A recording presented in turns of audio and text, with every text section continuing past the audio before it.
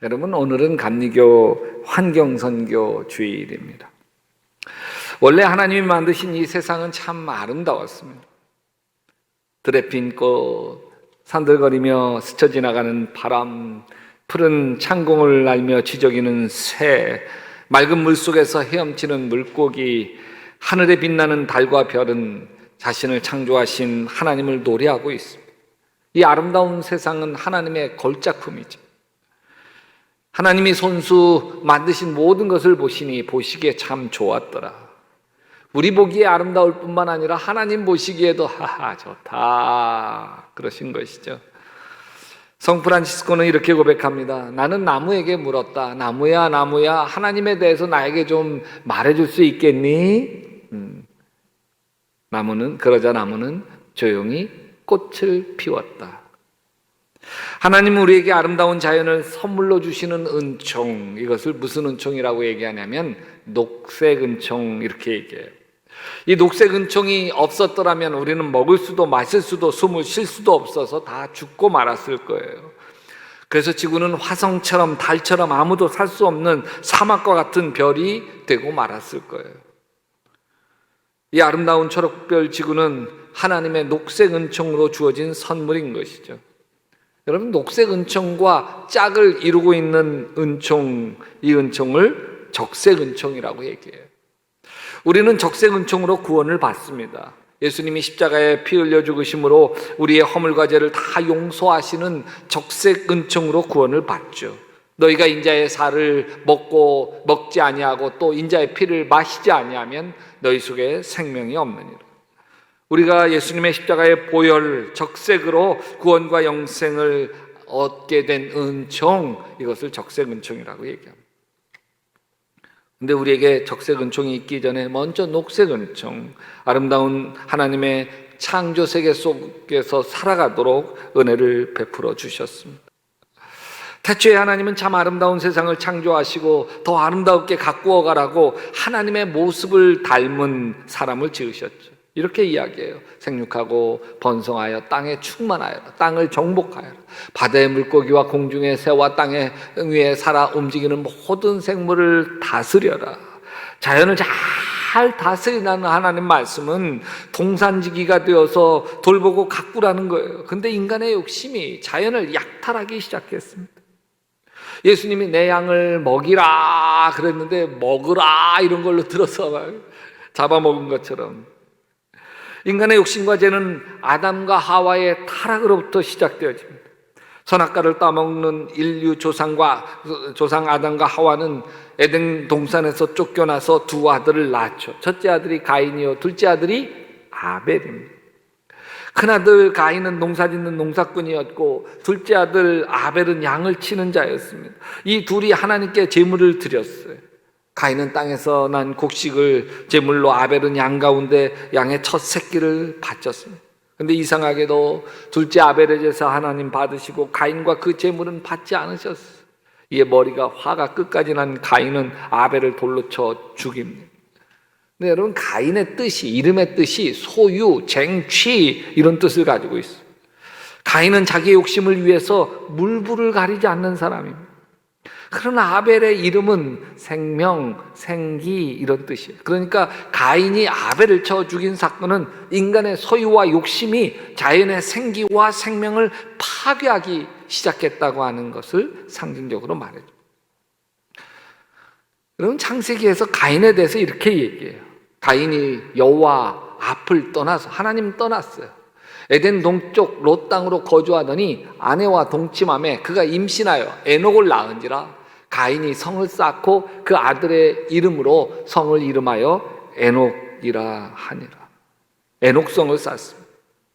여러분, 성을 쌓는 이유는 세 가지죠. 첫째는 두려움 때문이에요. 갑자기 쳐들어와서 내 것 다 약탈하고 해칠까 봐 견고한 성을 쌓아요. 에덴 동산에 있을 때는 성을 쌓을 필요가 없죠. 서로 섬기고 나누고 사랑하는데.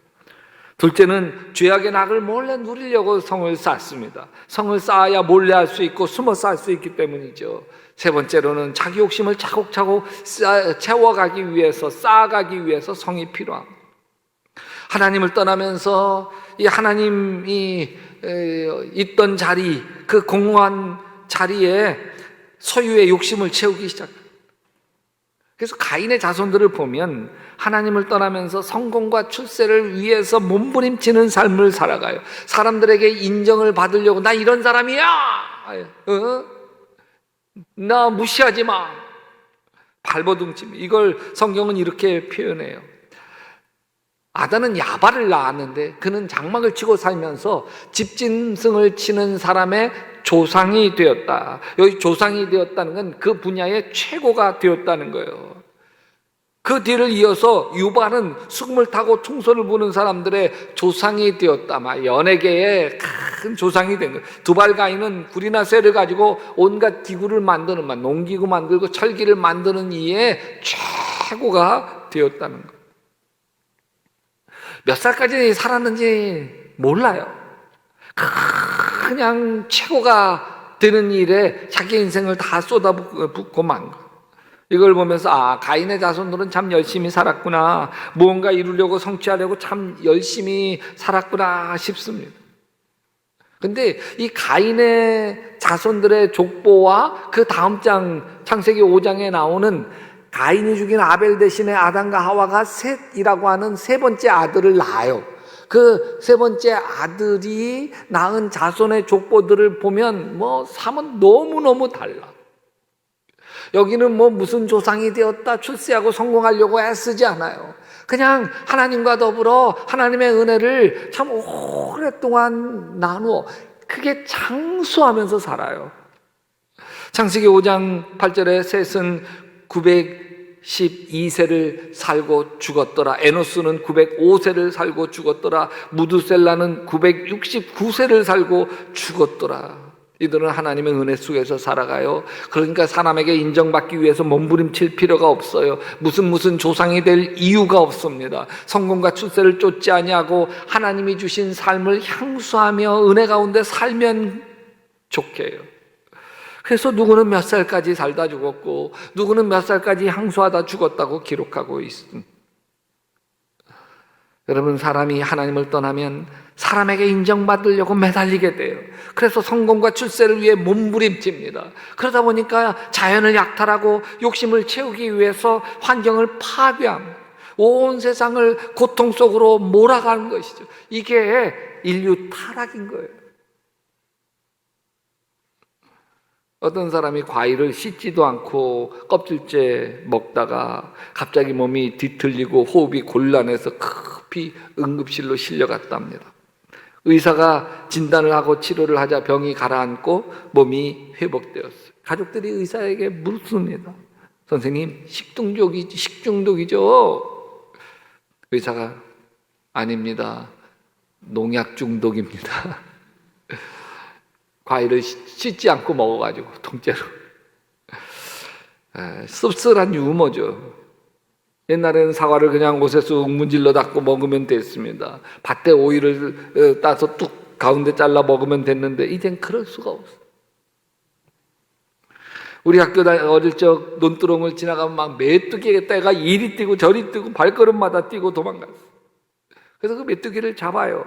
강아지 풀에다가 하나 끼워서 잔뜩 잡아다가 어머니에게 갖다 드리면 그 다음날 바삭 구운 볶은 메뚜기 반찬이 상위에 올라옵니다.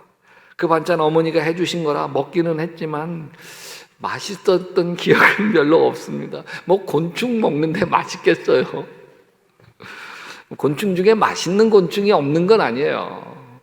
번데기는 좀 맛있어요. 근데 그것도 곤충은 곤충이에요. 요즘 논두렁 밭두렁 지나가도 메뚜기 절대 안 뜹니다. 농약 뿌려대는 통에 남아나지가 않아요.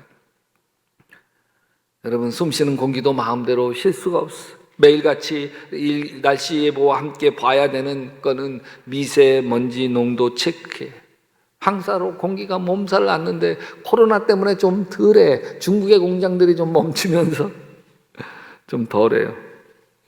그래서 집집마다 공기청정기 들어 놓아야 안심이고 근데 집안 공기 깨끗하게 한다고 전기 쓰고 전기 만드느라고 석탄을 떼서 화력 발전소 돌리고 그러다 보니까 뭐 여기 온실가스로 인해서 다시 공기가 잔뜩 오염되고 끊임없는 악순환이 되는 거예요. 먹는 물도 다 오염되었어요. 편의점에서 생수 한 통을 사보니까 석유보다 비싸. 불과 30년 전에 흐르는 물 떠먹으면 됐는데, 더우면 갯가로 뛰어들면 됐는데 이제 그럴 수가 없어요. 우리가 경제적 풍요를 누려온 대가로 우리가 치르고 있는 이 고생은 어쩌면 형벌이에요. 하나님보다 물질적 풍요를 더 사랑한 대가로 우리가 치르고 있는 형벌인 거죠. 가인의 후예로 살아온 대가인 거예요. 지금 우리나라는 세계 10대 선진국에 진입했어요. 옛날에는 못 먹어서 병이 들었어요. 영양실조로 병이 났어요. 요즘은 다르죠. 못 먹어서 병든 사람이 있어요? 요즘은 어떻게 해서 병나요? 먹어서 병나요. 여러분 저보고 좀 입이 짧다는 말 좀 안 하시면 좋겠어요. 먹어서 병나는 세상에 제가 좀 적게 먹는데 좀 어떠세요? 대접해 주셔서 늘 감사합니다. 여러분 음식물 쓰레기가 넘쳐나죠. 우리나라에서 하루에만 1만 4천 톤의 음식물 쓰레기가 버려집니다. 돈으로 환산하면 1년에 30조 원어치 음식물이 버려집니다. 이게 북한 주민 모두를 다 1년 동안 먹일 수 있는 음식이에요. 우리는 지금의 풍요가 하나님의 축복이라고 간증을 합니다. 그리고 우리 가난한 나라들도 하나님 잘 섬기면 우리처럼 잘 살 수 있도록 하나님이 축복해 줄 거라고 믿고 있습니다. 그러나 그것은 심각한 오해입니다. 왜냐하면 온 인류가 우리와 같은 물질적 풍요를 골고루 다 누리기 위해서는 지구가 6개 더 필요합니다. 현재 우리를 비롯한 선진국 인류 20% 인류가 지구 자원의 80%를 펑펑 쓰고 있는 반면 인류의 80%는 지구 자원의 20%만 가지고 빈곤 속에 허덕이며 살고 있습니다. 지구가 한정되어 있는 거예요. 다 같이 우리처럼 풍요롭게 살 수가 없는 거예요. 우리의 풍요는 누군가의 가난인 거예요. 옷장문을 활짝 열어보십시오. 우리는 옛날과 비교할 수 없을 정도로 풍요롭지 않나요? 옛날 우리 아버님 결혼할 때 옷장이 어디 있어요? 벽에 못 박아 놓은 게 옷장이지. 어릴 적 제 흑백 사진을 보다 보면 제가 입고 있던 스웨터였는데 제 동생이 물려 입었어요. 제 동생이 입었던 스웨터를 그 밑에 동생이 물려 입었어요. 그 사진이 있더라고요. 그러다 그 스웨터를 더 이상 물려 입을 동생이 없고, 그러니까 어머니는 그 작은 스웨터 실을 다 풀어가지고서 그걸로 목도리 만들기도 하고 벙어리 장갑 짜가지고서 우리들 끼고 다니게 하셨습니다. 지금 옷장 문을 다 열고 옷장 가득 빼곡한 옷을 보면서도 우리는 이렇게 이야기합니다. 입을 게 없네. 사실 입을 게 없는 게 아닙니다. 마음에 드는 게 없고 유행진한 옷 같아서 입기 싫을 뿐이죠. 우리가 누리는 풍요는 누군가의 빈곤을 대가로 누리는 거예요. 우리처럼 모두가 다 풍요로운 건 불가능한 거예요. 지구가 오직 하나뿐이기 때문에. 이제 자연을 약탈하여 물질적 풍요를 누리는 건 하나님의 축복이 아니라 하나님이 창조하신 아름다운 세상을 파괴하는 죄입니다. 인간의 풍요를 생산하느라 배출되는 오염물질로 인해서 하나님의 모든 피조물이 신음하고 있는 거 아세요? 한 해에 1만에서 2만 종에 달하는 생물종이 영원히 지구에서 사라진다. 이제는 깨끗한 물, 맑은 공기, 따뜻한 햇볕, 신선한 열매를 주시는 하나님의 은혜를 노래하는 믿음으로 살아갈 수 있게 되시기를 바랍니다. 서로 사랑하고 서로 나누고 서로 도우며 살게 하시는 하나님의 은혜를 축복으로 고백할 수 있게 되시기를 주님의 이름으로 축원합니다. 여러분, 인간의 죄는 더 가지려는 욕심에서 일어나는 거죠. 예수님 따르는 삶은 욕심을 내려놓는 거예요. 요즘도 세계적으로 2천만 명이 굶어 죽는다고 합니다. 우리나라에서 버려지는 음식물 쓰레기만 해도 그 2천만 명 다 먹여 살릴 수 있으니 참 죄송할 뿐입니다. 마음껏 우리가 먹고 버리고 입고 쓰고 누리고 있는 풍요는 가난한 나라가 더 헐벗고 더 굶주리게 만들고 있는 거죠. 왜냐하면 지구라고 하는 자원은 한정되어 있기 때문입니다. 예수님 따르는 삶으로 돌아갑시다. 아껴 쓰고, 아멘, 나눠 쓰고, 바꿔 쓰고, 다시 쓰고, 이 청빈하고 검소한 삶, 단순하고 소박한 삶으로 돌아가시기를 주님의 이름으로 축원합니다. 우리 감리교회는 여러분에게 하나씩 다 나눠졌는데 이 감리교회 생활 수칙이 있어요. 감리교인으로서 세상의 빛과 소금으로 살아가기 위한 감리교단에서 제정한 수칙이에요. 첫째, 교인 생활 수칙이에요.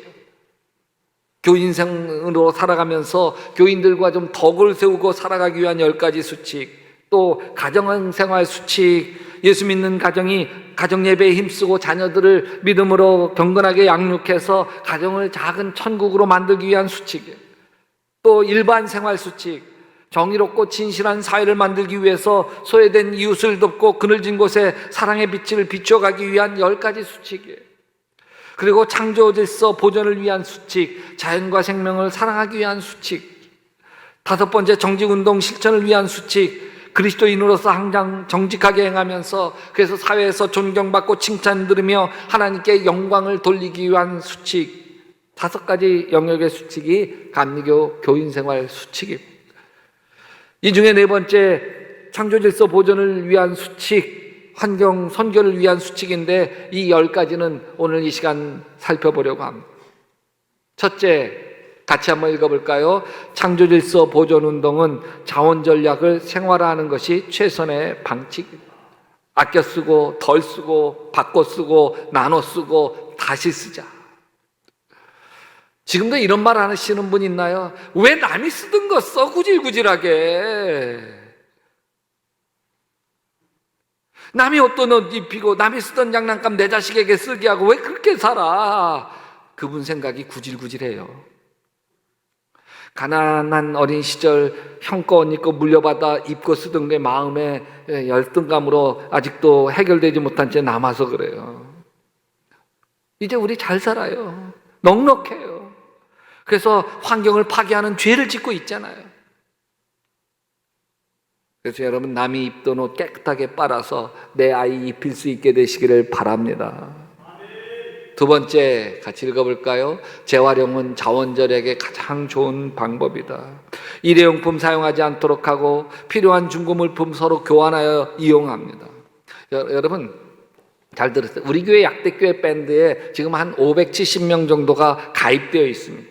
이곳은 교인들이 마음껏 생활도 나누고 은혜도 나누는 곳이에요. 이 약대교회 네이버 밴드에다가요, 아직 쓸만하지만 나에게 필요 없는 물품, 자리만 차지해서 처리하고 싶은 물품을 올려주시면 좋겠습니다.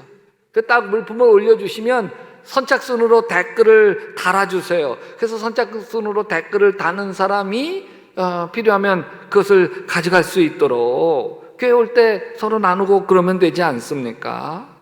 무료로 다 나누면 좋겠습니다.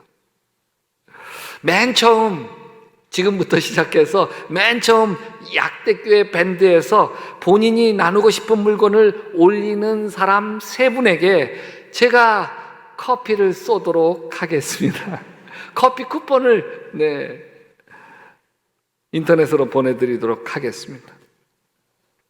3번째, 샴푸, 린스, 세제, 스프레이 등 공해물질을 덜 쓰거나 쓰지 않도록 합시다. 4번째, 오염물질이 하천에 배출되지 않도록 폐수는 반드시 정화시설을 통해 배출하도록 합시다. 5번째, 같이 읽을까요? 비닐을 적게 쓰고 특별히 농산물 포장에 유해물질이 들어가지 않도록 한다. 6번째, 재활용 가능한 쓰레기를 분리하여 분량을 주고하고 내가 남긴 쓰레기는 내가 처리하고 버려진 휴지를 줍는 습관을 기른다. 지난주에 타일러 지구를 살리는 20가지 제안에서 쓰레기 분리수거 얘기를 했어요. 여러분, 우리가 종량제 봉투에다가 버리는 쓰레기 중에 54%는 재활용이 가능한 것인데 쓰레기로 버려진다는 거예요. 분리수거를 잘하기 위해서 타일러는 4가지 제안을 해요. 하나는 비운다, 두 번째는 헹군다, 세 번째는 분리한다, 네 번째는 섞지 않는다. 자, 우리 7번째, 청결한 환경을 조성하기 위하여 담배꽁초나 껌, 침 등을 함부로 뱉지 않는다. 담배 피시는 분 없죠? 8번째 시작, 공원과 공공장소의 시설물을 아껴서 사용하자. 문화생활의 척도는 공공 화장실 사용에 있죠. 다음에 이용하는 사람들에게 불쾌감을 주지 않도록 깨끗하게 사용하십시다. 아멘.